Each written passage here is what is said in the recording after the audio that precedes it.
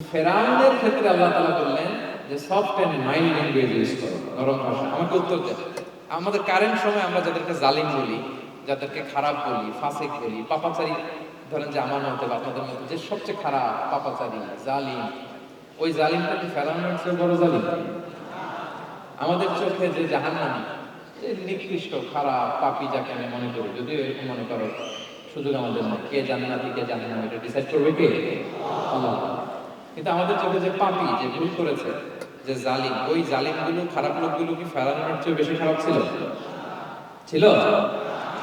ওই ফেরাউনের ক্ষেত্রে আল্লাহ বলেছেন ফাকুল আল্লাহু কাওলান লাইয়িনা, সফট ল্যাঙ্গুয়েজ ইউজ করো মুসলমান, কোমল ভাষা ব্যবহার করো। হয়তো তার ভুল ভেঙে যাবে, হয়তো সে উপদেশ গ্রহণ করবে। তো তাহলে দেখেন কত বড় ভুল আমরা করি। আমরা মাঝে মাঝে এমন অ্যাটাকিং মোডে কথা বলি, এমন আগ্রাসী হয়ে কথা বলি, ওর মানার একটা সুযোগ থাকলেও ও মনে হয়।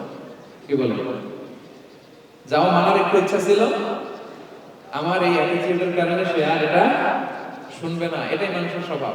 আপনি আগ্রাসী হয়ে অ্যাটাকিং হয়ে কথা বলে মানুষ এটা শোনে না। তাহলে দাওয়াত প্রফিটিক এক নাম্বার মেথোডোলজি হচ্ছে দাওয়ার ল্যাঙ্গুয়েজ হতে হবে very soft and very mild. আল্লাহ তাআলা সূরাতুল আলে ইমরানে বলেছেন ফাবিমা রাহমাতিন মিনাল্লাহি লিনতা লাহুম ওয়ালাউ কুনতা ফাদদান গালিযাল কলবি লানফাদ্দু মিন হাওলিক। নবী হে, আল্লাহর অনুগ্রহে, আল্লাহর রহমতে আপনি কোমল ভাষী হয়েছে। আপনি কোমল ভাষী না হয়ে যদি রূঢ় ভাষী হতেন, তাহলে মানুষজন আপনার কাছ থেকে ভেগে ভেগে পালাতো। কিন্তু আমরা দেখতাম যে সাহাবারা রাসূল সাল্লাল্লাহু আলাইহি ওয়াসাল্লামের কাছে শুধু জড়ো হইতে যেতেন, দেখা করতে যেতেন, রাসূলকে ঘিরে রাখতেন, এত পছন্দ করতো রাসূল সাল্লাল্লাহু আলাইহি ওয়াসাল্লামের কোমল আচরণের কারণে। ইভেন ফ্যামিলিতে কোনো সমস্যা হলে অনেক সাহাবারা বলতেন ফ্যামিলির সাথে সমস্যা হলেও তারা রাসূলের কাছে চলে আসতো। এমনকি কারো পেটে ক্ষুধা লাগলে তারা রাসূলের দরবারে চলে আসতো। তারা বলতো রাসূল সাল্লাল্লাহু আলাইহি ওয়াসাল্লামের চেহারার দিকে তাকালেই আমাদের ক্ষুধা মিটে যেত। কি কোমল ভাষী ছিলেন, কত সুন্দর সফট ল্যাঙ্গুয়েজ রাসূল সাল্লাল্লাহু আলাইহি ওয়াসাল্লাম ইউজ করেছেন। রাসূল সাল্লাল্লাহু আলাইহি ওয়াসাল্লাম কখনো যে কঠোর ভাষায় কথা বলতেন না তা না, মাঝে মাঝে বলতেন, কিন্তু বেশিরভাগ ওনার দাওয়া ছিল সফট এন্ড মাইল্ড। মাঝে মাঝে প্রেক্ষাপটের আলোকে রাসূল সাল্লাল্লাহু আলাইহি ওয়াসাল্লাম অনেক সময় তেজস্বী জ্বালাময় ভাষণ দিতেন। মনে হতো কান্নাহু তিনি কি করছেন, ব্যাটালিয়নকে কমান্ড করছেন। এটা মাঝে মাঝে চেহারা লাল হয়ে যেত, গড়গড় করতেন যুদ্ধের আগে। কিন্তু রেগুলার বেসিসে রাসূল সাল্লাল্লাহু আলাইহি ওয়াসাল্লাম খুব কোমল ভাষায় কথা বলতেন। তাহলে এক নম্বরে যেটা জানলাম, যদি আপনি দাওয়া মেন্টালিটি, দাওয়া মোডে থাকতে চান, আপনার ভাষা হতে হবে শক্ত না নরম? সফট হইতে হবে, কোমল। কারোর প্রতি আগ্রাসী হয়ে যেন আমরা কথা না বলি, অ্যাটাকিং মোডে যেন না বলি, বললেও শুনবে না। এটাই মানুষের মনে যায়। সফট ল্যাঙ্গুয়েজে বলতে হবে। ফেরাউনকে যদি বলা হয় ওর সাথে ভালোভাবে বলো, আমাদের আশেপাশে যারা আছে এরা তো মানে আরো এদেরকে সম্মান দিয়ে নরম করে বলা উচিত। কি বলেন? জি, এক নম্বর গেল।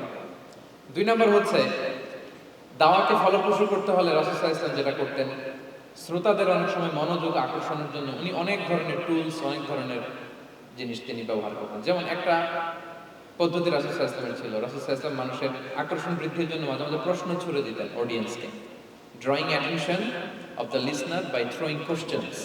কোশ্চেন থ্রো করার মাধ্যমে অ্যাটেনশন গ্রো করতেন। হাদিস এরকম অনেক উদাহরণ পাওয়া যায়।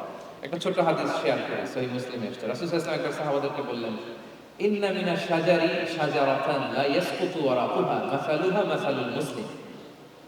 রাসূল সাল্লাল্লাহু আলাইহি ওয়াসাল্লাম জিজ্ঞেস করলেন, তোমরা কি কেউ বলতে পারবা বৃক্ষরাজির মধ্যে একটা বৃক্ষ আছে, মানে গাছের মধ্যে একটা গাছ আছে যেই গাছের কখনো পাতা ঝরে না, ওই গাছের পাতা কখনো ঝরে না। এর দৃষ্টান্ত হচ্ছে মুসলিমের দৃষ্টান্তের মতো। বলতো হাদিসুনি মা হিয়া, বলতো ওই গাছটা কি, কে বলতে পারে? আপনারা তো সব একেবারে ফিরে গেছেন। তো সাহাবারা ওই দিন কেউ বলতে পারেন না, কারণ কি জানেন? একে তো আমরা জানি হাদিস স্টাডি করার কারণে, হাদিস স্টাডি না করলে তো আমরা বলতে পারতাম না, আমাদের দেশে তো খেজুর গাছ তো হয় না।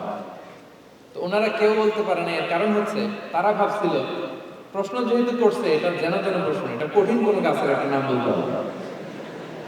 তো বাড়ির পাশে যে খেজুর গাছ, মদিনার অলিতে গলিতে যে খেজুর গাছ ভর্তি, এই দিকে আর ওনাদের অ্যাটেনশন যায় না। ওনারা চলে গেছে মরুভূমিতে, ইয়ামানে, তারপর একেবারে ডেজার্টের মাঝখানে কি কি ক্যাকটাস, গুলমলতা, কি কি গাছ আছে ওগুলো আওড়াচ্ছে মনে হয়। ভাবতেছে যে খেজুর গাছের কথা তো রাসূল সাল্লাল্লাহু আলাইহি ওয়াসাল্লাম জিজ্ঞেস করার কথা না, এ তো আমাদের গাছ, বাড়ির পাশে গাছ। তো কেউই আর বলতে পারে না। এরপর রাসূল সাল্লাল্লাহু আলাইহি ওয়াসাল্লাম যখন দেখলেন সবাই অপারগ, রাসূল সাল্লাল্লাহু আলাইহি ওয়াসাল্লাম বললেন, ইন্নাহা আন-নাখলা, এটা হচ্ছে খেজুর গাছ, ডেট প্লান্ট। তো তো আব্দুল্লাহ ইবনে ওমর রাদিয়াল্লাহু তাআলা আনহু বাড়িতে যাওয়ার পরে ওমর ফারুক তার বাবাকে বললেন যে বাবা, আজকে তো রাসূল সাল্লাল্লাহু আলাইহি ওয়াসাল্লাম প্রশ্ন ছুড়ে দিলেন, আপনারা যে কেউ পারলেন না, উত্তরটা কিন্তু আমি পারতাম। তো ওমর ফারুক বললেন, বলো কি তুমি পারতা? তো বললা না কেন? তুমি আজকে উত্তর দিতে পারলে তো রাসূলের সামনে আমার বোর্ডটা এত বড় হয়ে যেত। মানে লাল উট পেলে আরবরা যেই খুশি, আমি এর চেয়ে বেশি খুশি হতাম। তখন উনি বললেন যে আপনি পারতেছেন না, অন্যান্য বয়স্ক সাহাবারা পারতেছেন না, মুরব্বীরা কেউ যেহেতু বলে নাই, আমি বিনয়ের খাতিরে উত্তরটা দেই নাই, কিন্তু আমি জানতাম যে এটা খেজুরের গাছ। তাহলে দেখেন রাসূল সাল্লাল্লাহু আলাইহি ওয়াসাল্লাম অ্যাটেনশনটাকে ড্র করার জন্য প্রশ্ন ছুড়ে দিতেন। সেই প্রশ্ন ছুড়ে দিয়ে কিন্তু আমরা মানুষের দৃষ্টি আকর্ষণ করতে হবে। আপনারা তো মানে প্রশ্ন ছুড়াই তো আপনাদের কাজ, যে কি অবস্থা, শরীরটা কেমন, পেট ঠিক আছে কিনা, ঘুম হয় কিনা, কমন প্রশ্ন না আপনাদের? আপনাদের কাছে গেলেই তো প্রথম জিজ্ঞেস করে যে হজম হয় কিনা, তারপর ঘুম আসে কিনা, এই হয় কিনা, অনেক প্রশ্ন আপনারা করেন। তো এইভাবে আপনি যদি আস্তে আস্তে প্রশ্নের ছলে যদি তাকে আপনি দাওয়া দিতে চান, আপনি কিন্তু দিতে পারেন। রাসূল সাল্লাল্লাহু আলাইহি ওয়াসাল্লাম একটা দাওয়া নিতে দেওয়া ছিল, দুইটা বলে ফেললাম। একটা হচ্ছে দাওয়া ল্যাঙ্গুয়েজে দাওয়া অনেক শক্ত নাকি, হ্যাঁ নরম, সফট এন্ড মাইল্ড। দুই নাম্বার হচ্ছে প্রশ্ন ছুড়ে দিয়ে শ্রোতাকে আকর্ষণ করা, মনোযোগ আকর্ষণ করা। তিন নাম্বার ভিজুয়াল এক্সপ্লেনেশন, রাসূল সাল্লাল্লাহু আলাইহি ওয়াসাল্লাম এটা করতেন যাতে করে আরো সহজে বোঝানোর জন্য। এটা নিশ্চয়ই আপনারা করেন। রাসূল সাল্লাল্লাহু আলাইহি ওয়াসাল্লামের দাওয়া জিন্দেগিতে দেখা যায় প্রায় সময় কিছু উনি ভিজুয়াল এক্সপ্লেনেশন নিয়ে এসেছেন সাহাবাদের সামনে, যাতে করে সাহাবারা to get a better idea of the issue, আরো ইজিলি বুঝতে পারেন। যেমন একবার রাসূল সাল্লাল্লাহু আলাইহি ওয়াসাল্লাম অনাথ ইয়েতিমদেরকে যারা দেখভাল করে তাদেরকে মর্যাদা এটা বোঝাতে যে রাসূল সাল্লাল্লাহু আলাইহি ওয়াসাল্লাম দুই আঙ্গুল উঁচু করে একবার বললেন যে আনা ওয়া কাফিলুল ইয়াতীমি ফিল জান্নাতি কাহাতাইন। আমার আঙ্গুল দুটো দেখতে পাচ্ছেন আপনারা সবাই? দুইটা আঙ্গুল উঁচু করেন তো এভাবে, মানুষ মনে করবে ভিক্টরি সাইন দেখা গেছে। এই যে তো রাসূল সাল্লাল্লাহু আলাইহি ওয়াসাল্লাম বললেন আনা ওয়া কাফিলুল ইয়াতীমি কাহাতাইন, হাতনা, অর্থাৎ আমি এবং এতিমের রক্ষণাবেক্ষণকারী কিয়ামতের দিন এইভাবে কাছাকাছি প্রতিবেশী হয়ে থাকবো। এই দুইটা আঙ্গুলের মাঝখানে যেমনি খুব একটা স্পেস নাই, গ্যাপ নাই, একেবারে কাছাকাছি, নেইবরিং ফিঙ্গার, রাইট? আমি এবং এতিমের রক্ষণাবেক্ষণকারী এভাবে নেইবর হয়ে থাকবো। এই যে ভিজুয়াল এক্সপ্লেনেশন দেখছেন, এই যে দাওয়ার মধ্যে মাঝে মাঝে ভিজুয়াল এক্সপ্লেনেশন করতে হবে যাতে করে শ্রোতারা বুঝে রাসূল সাল্লাল্লাহু আলাইহি ওয়াসাল্লাম করেছেন। আচ্ছা, মুসনাদে আহমদে এক হাদিস এসেছে, রাসূল সাল্লাল্লাহু আলাইহি ওয়াসাল্লাম একবার খেজুরের একটা ডাল নিয়ে মরুভূমির মধ্যে একটা দাগ টানলেন। খাত্তালানা রাসূলুল্লাহ সাল্লাল্লাহু আলাইহি ওয়াসাল্লাম খাত্তান, একটা স্ট্রেট লাইন দিয়ে রাসূল সাল্লাল্লাহু আলাইহি ওয়াসাল্লাম বললেন এটা হচ্ছে সিরাতুল মুস্তাকিম। সাহাবাদের দৃষ্টি আকর্ষিত হলো, সবাই মনোযোগী হয়ে গেল, তাই না? সিরাতুল মুস্তাকিম যে দোয়া আমরা প্রতিদিন করি, ইহদিনাস সিরাতাল মুস্তাকিম, খেজুরের ডাল দিয়ে স্ট্রেট লাইন কেটে বললেন এটা হচ্ছে সিরাতুল মুস্তাকিম। এবার ওই খেজুরের ডাল দিয়ে ডানে বায়ে অনেকগুলো ছোট ছোট দাগ কাটলেন আর বললেন হ্যাঁ দিহি সুবুলুশ শায়তান, এগুলো হচ্ছে শয়তানের রাস্তা, এটা হচ্ছে মুস্তাকিম সোজা রাস্তা যেটা জান্নাতে যায়। আর ডানে বায়ে অনেকগুলো দাগ কাটলেন, ডেকে বললেন এই প্রতিটি রাস্তায় একটা করে শয়তান বসে থাকে আর সে তোমাদেরকে টেম্পটেশন দিতে থাকে, প্রভোকেশন করতে থাকে, ধোঁকা দিতে থাকে, ওয়াসওয়াসা দিতে থাকে। ডানে বায়ে না তাকিয়ে এই সিরাতুল মুস্তাকিমের পথেই অবিচল থাকতে হবে ইনশাআল্লাহ। তাহলে দেখেন মরুভূমির মাঝখানে, তখন তো আর ওই যে এলইডি প্রজেক্টর থাকতে হয়তো রাসূল সাল্লাল্লাহু আলাইহি ওয়াসাল্লাম ওইটাই ব্যবহার করতেন, আমরা এটা এখন করতে পারি বোঝানোর জন্য। রাসূল সাল্লাল্লাহু আলাইহি ওয়াসাল্লাম খেজুরের ডাল দিয়ে মরুভূমির মধ্যে দাগ কেটে সাহাবীদেরকে এই ভিজুয়াল এক্সপ্লেনেশন দিলেন এবং সাহাবারা খুব সহজে বুঝতে পারলেন যে কোনটা সিরাতুল মুস্তাকিম, কোনটা সিরাতুশ শাইতান। এভাবে রাসূল সাল্লাল্লাহু আলাইহি ওয়াসাল্লাম ভিজুয়াল এক্সপ্লেনেশন ইউজ করতেন।